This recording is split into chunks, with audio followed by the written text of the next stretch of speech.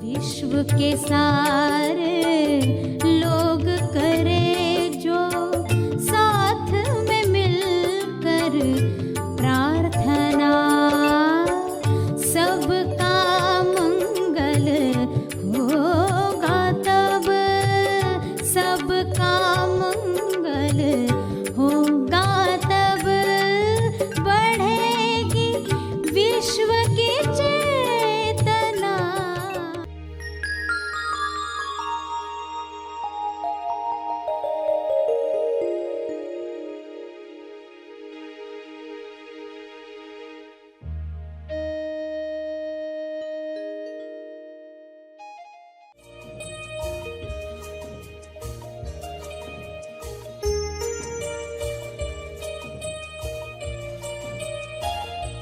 तो आप ध्यान का शुद्ध दान करो, यानी जो ये समय आप दे रहे हो ना प्रार्थना का, इसमें देखो कि आपका मन, आपकी बुद्धि, आपका हृदय, आपके भाव, आपके विचार, आपकी वाणी, उसकी क्वालिटी पर टिके हो। जो आप दे ही रहे हो तो क्यों ना उसको बेस्ट दिया जाए, उत्तम तरीके से दिया जाए। देखो कोई प्रार्थना कर रहा है आंख बंद करके, बैठा तो है यूट्यूब ऑन करके, मगर सोच रहा है कुछ और टॉपिक पर। वो कहेगा हाँ मैंने 9-9 की प्रार्थना की, यूट्यूब चल रहा था, मैं अपना सोच रहा था। तो ये ध्यान का शुद्ध दान नहीं है, क्योंकि हमें इसको मल्टीप्लाई करवाना है, ये बीज हजारों गुना मल्टीप्लाई हो जाए।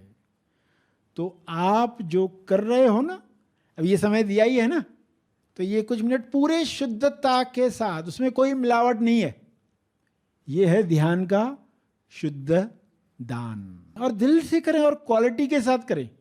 देखो 2 मिनट भी आप दे रहे हो ना, तो इसको मैं पूरे शुद्धता के साथ डोनेट करने वाला हूं। तो हमारी जिम्मेदारी छोटी सी भी क्यों न महसूस होती हो, मगर पूरी क्वालिटी के साथ आप वो दान करें। समय दान है ये, समय दान जो हर दिन दे रहे हैं। सभी को शुभेच्छा।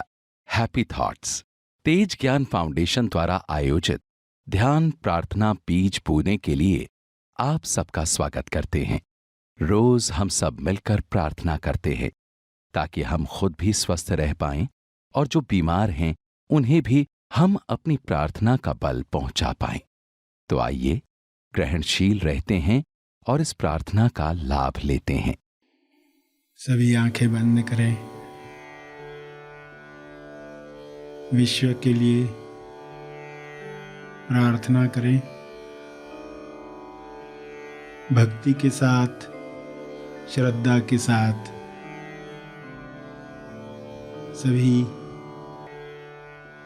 सभी जीवों के लिए किरणें शब्दों में भेजें कि सबको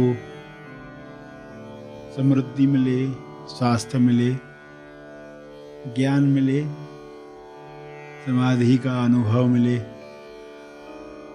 सभी इस अनुभव में स्वयं को जानना शुरू करें। जीते जी समाधि का अनुभव आत्म साक्षात्कार के लिए है। सारे मनुष्य यह अनुभव कर पाएं, सभी में स्वयं को जानने की प्यास बढ़े। हे परमात्मा, आपके शुभ्र प्रकाश में हर मनुष्य में स्वयं को जानने की प्यास बढ़ रही है। आपकी कृपा से सभी आपके साथ तालमेल में आ रहे हैं। ईश्वर का अंश ईश्वर के साथ एक होकर स्वयं को जाने और सारे डरों से मुक्त हो जाए।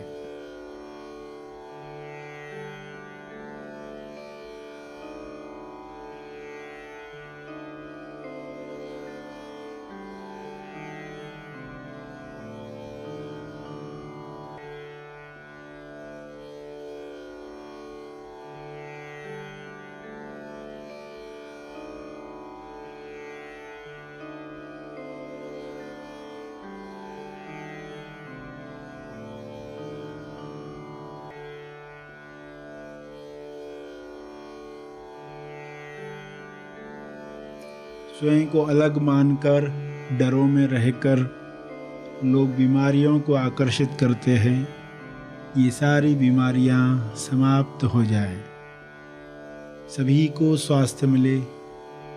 इस स्वास्थ्य में लोग अभिव्यक्ति करें कर्मों के द्वारा, सभी को मदद करके सेवा में रचनात्मक कार्य करके जीवन सहज बनाकर रचनात्मक कार्यों से लोगों का समय बचे और इस बचे हुए समय में लोग पृथ्वी लक्ष्य प्राप्त करें। इस बचे हुए समय में लोग स्वबोध में बैठें,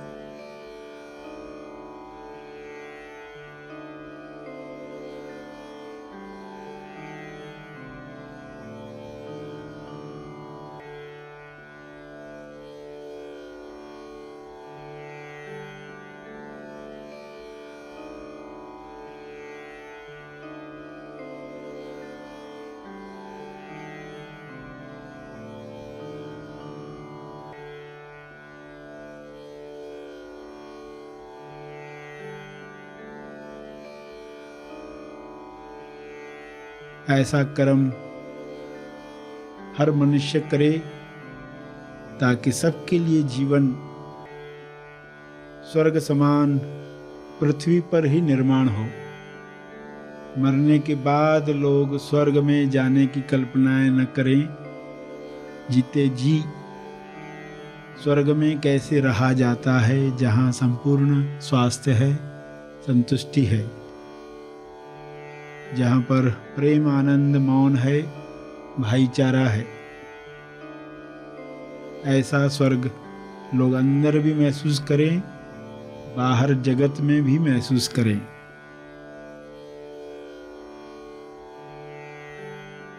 ये संभव है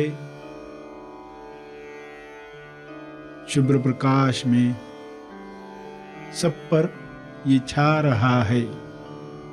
यह शुभ इच्छा हर मनुष्य में बीज समान बोई जा रही है।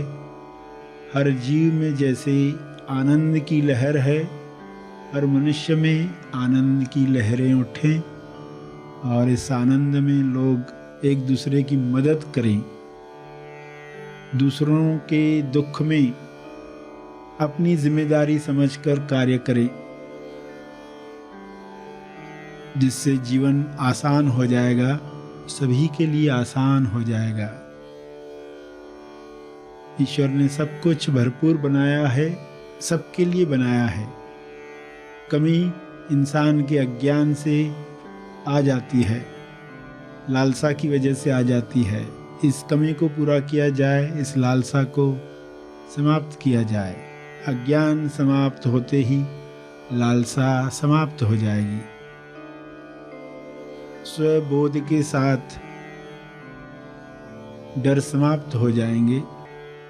संतुष्टि भरा जीवन बांटने में सबको सहयोग करेगा। सब मिल बांट कर खाएंगे तो किसी चीज की कमी नहीं है। सभी ये दुआ करें, सबके लिए सब उपलब्ध हो जाए। विश्व के किसी भी कोने में कोई हो, सब तक मदद पहुँचे, सब तक ज्ञान पहुँचे, सब तक सकारात्मक विचार, प्रार्थना का बल पहुँचे। अपने शब्दों में इसी समझ को दोहराते रहें।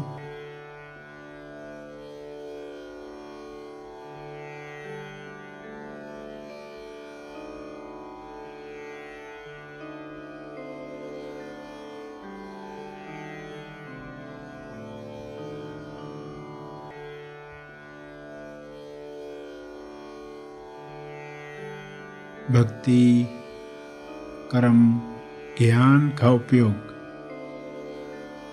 तीनों का उपयोग समभाव में करें। पूरे विश्वास के साथ अपने तप का बल जीव कल्याण के लिए अर्पित करें।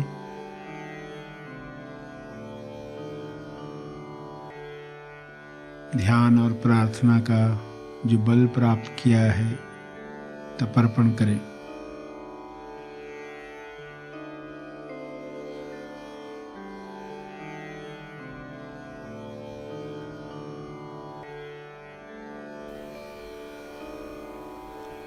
सभी धीरे धीरे आंखें खोलें। आइए सब ग्रहणशील होते हैं एक चेतना संदेश सुनने के लिए।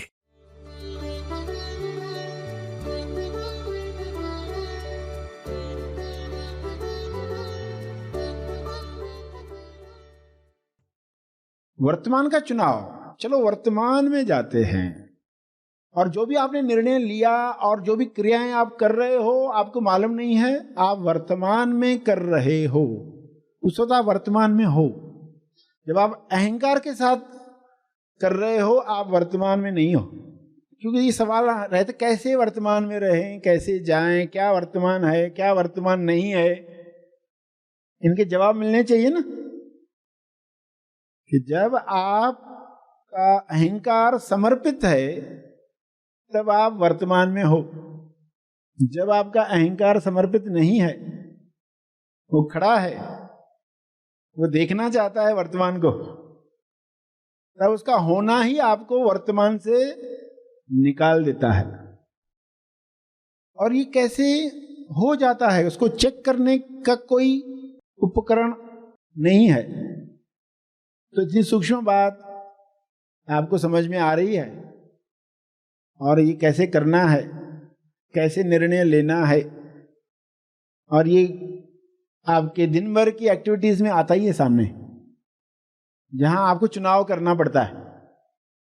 और आप चुनाव वर्तमान का कर रहे हैं। कितनी बार हम कर रहे हैं, जितनी बार हम अनुभव पर जाने का चुनाव करते, जितनी बार हम विचारों को श्वास की तरह देखने का चुनाव करते हैं, कितनी बार हम वर्तमान में जो सीन चल रही है उस पर बिना लेबल लगाए सिर्फ जान रहे हैं, बेबंद साक्षी। तब आप वर्तमान में हैं। चेक करने की जरूरत नहीं है, आप हैं। आप ईश्वर के संग हैं, आप ईश्वर की स्पेस में हैं, आप टाइमलेस हैं। उस वक्त आप टाइम के परे हैं। बिना चेक करके घोषणा कर डालो। सोचने वाला मन कहेगा नहीं मैं पहले सोचूंगा, मैं रिटायरमेंट के बाद सोचूंगा, तब मेरे पास बहुत टाइम होगा समझने के लिए, तब मैं जीऊंगा, तब मैं वर्तमान में जीऊंगा। तो क्या वो वर्तमान में जीता है? क्या वो वर्तमान में नहीं जीता? क्योंकि वर्तमान में आप सोच कर नहीं रह सकते हैं। वर्तमान में रहने के लिए कोशिश नहीं करनी है। बिना कोशिश के जीना और पीना, जीवन को जीना, जीवन को पीना पड़ता है। उसके बारे में सोचना नहीं पड़ता। कोशिश ही उसमें बाधा बन जाती है। तो बिना कोशिश के, यानी ऐसा कार्य करो जिससे आप वर्तमान में आओ। वर्तमान में निर्णय व्रत लेने का है, व्रत लो। क्यों व्रत की प्रथाएं क्यों बनी, उपवास क्यों बनाए गए? वर्तमान में लाने के लिए। भूख भी आपको वर्तमान में लाती है। अगर भूख को देखना आ गया तो आप वर्तमान में आ सकते हैं, क्योंकि भूख वर्तमान में महसूस होती है। और भूख ने आपको वर्तमान की याद दिलाई तो आप भूख को धन्यवाद कहोगे, पेट को धन्यवाद। भूख लगी है, धन्यवाद, क्यों मुझे वर्तमान याद आ गया। तो ये आध्यात्मिक प्रथा थी व्रत के साथ। स्वास्थ्य तो बोनस में मिलता है, स्वास्थ्य बोनस में है। हर व्रत आपको वर्तमान में ले आए, वर्तमान की याद दिलाए, क्योंकि महसूस होता है जो भी आपको वर्तमान में महसूस हो रहा, श्वास वर्तमान में, भूख वर्तमान में, फीलिंग वर्तमान में, शरीर पर जो भी दर्द दुख हैं वर्तमान में, इमोशंस जो हैं वर्तमान में हैं, आप उनको बेबंद साक्षी होकर जब देख रहे हैं तो आप वर्तमान में हैं।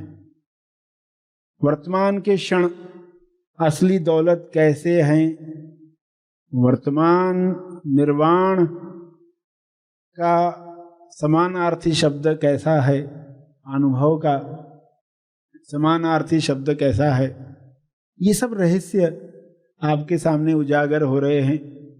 और बेसिक सफलता से लेकर अंतिम सफलता तक क्या मार्ग है, उसमें मन कब खड़ा हो जाएगा, समर्पण करना नहीं चाहेगा, कैसे उसको समझ देकर समर्पण करवाना है, वर्तमान में प्रवेश करना है, ये सब बातें आपको बताई जा रही थी।